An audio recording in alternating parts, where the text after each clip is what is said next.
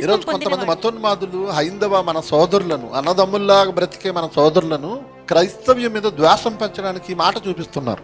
Mark సువార్త 16వ అధ్యాయం 16వ వచనం, నమ్మి బాప్తిస్మము పొందినవాడు రక్షింపబడును, నమ్మని వానికి శిక్ష విధింపబడును అన్నాడండి. యేసు నమ్మితేనే రక్షింపబడతారట, యేసు నమ్మకపోతే శిక్ష విధింపబడుతుందట. ఇలాగే కదా దాన్ని చూపిస్తున్నారు.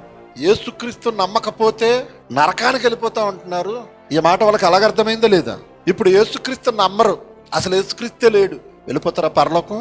స్వర్గానికి చేరిపోతారా? ఎందుకు చేరరంటే ఆదామవ్వలు చేసిన పాపం వారి నుండి వచ్చిన మనుషులందరిలోనికి వస్తూనే ఉంది. ఈ విధముగా భూమి మీద పుట్టిన ప్రతి ఒక్కరూ పాప స్వభావంతో పుడుతున్నారు. కాబట్టి ప్రతి ఒక్కరికి ఆ పాపాన్ని తీసివేసే ఒక ప్రక్రియ అవసరం. ఆ ప్రక్రియ చేయడానికి వచ్చిన వాడే యేసుక్రీస్తు వారు. దేవునికి స్తోత్రము కలుగును గాక. భూమి మీద మనుషులు అపరాధములతో పాపములతో చచ్చిపోయినప్పుడు ప్రతి ఒక్కరి పాపముల నుండి విముక్తి కలుగజేయడానికి ప్రభువైన యేసుక్రీస్తు వారి లోకానికి వచ్చారు. నువ్వు నమ్మావా? నీ పాపము నుండి విడుదల. నమ్మకపోతే యేసు కాదు నిన్ను నరకానికి పంపించేది, నీ పాపమే నిన్ను. అది దాని అర్థం, ఆ మాటల అర్థం.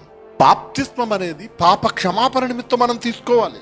కాబట్టి నమ్మి బాప్తిస్మము పొందితే నీ పాపముల నుండి నువ్వు విడుదల పొందుతావు. ఒకవేళ యేసుని నమ్మలేదా, నువ్వు బాప్తిస్మం తీసుకోవాల్సిన అవసరం లేదుగా. అప్పుడు నీ పాపము క్షమింపబడదు. అప్పుడు నీ పాపమే నిన్ను ఎక్కడ తీసుకెళ్తుంది? నరకానికి తీసుకెళ్తుంది. యేసుక్రీస్తు వారు నరకం ఇవ్వడానికి రాలేదు, రక్షించడానికి భూమి మీదకి వచ్చాడు.